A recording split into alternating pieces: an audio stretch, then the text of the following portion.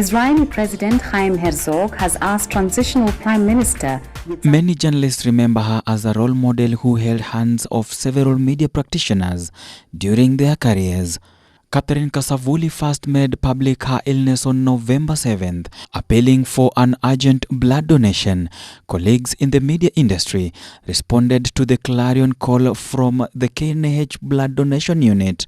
Kasavuli, who wears the crown of Kenya's first female anchor, had a bright career spanning 3 decades. She began at KBC as a continuity announcer. Kasavuli started her career as a radio continuity announcer in 1980 at the Voice of Kenya, which was later renamed as KBC in later years, in the very years where her uncle would listen to her reading the Bible and praying for dinner, advised her to apply for the job. She was barely 18 years at the time. Kasavuli would later transition to television at the company in 1985. In March 1990, Catherine became part of the founding team of KTN as the first privately owned television station in the country. She became the station's first anchor to go on live broadcast, a shift from the previous pre-recorded format. Other than being a TV presenter, Kasavuli would voice commercials to supplement her earnings.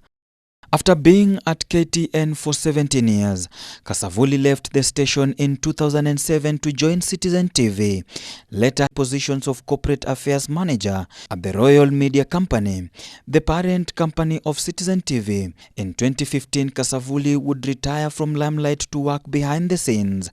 Towards the end of July 2021, 8 years after leaving television, Kasavuli would make a grand comeback and grace the Kenya TV screens after signing a deal with the Kenya Broadcasting Corporation KBC, where she anchored weekend news. Among Kasavuli's several awards, the one that would bring his journalistic glory was in 2008. Kasavuli received the Order of the Grand Warrior of Kenya during the Jamhuri Day celebrations from the Kibaki administration and advised Kenyans to be good and consistent at what they do best. My thoughts were, how did they come up with this? And why me? Then I thought and I said, my goodness, somebody has been watching me all my career life.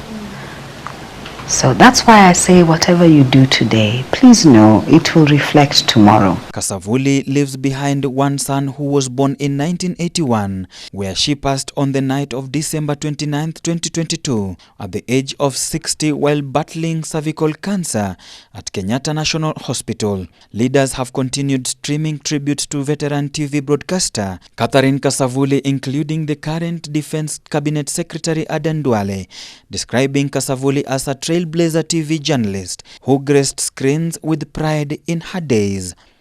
From the journalist fraternity at Ebru TV, we say, rest in peace, Catherine Kasavuli. For Ebru TV, I'm Odee Francis.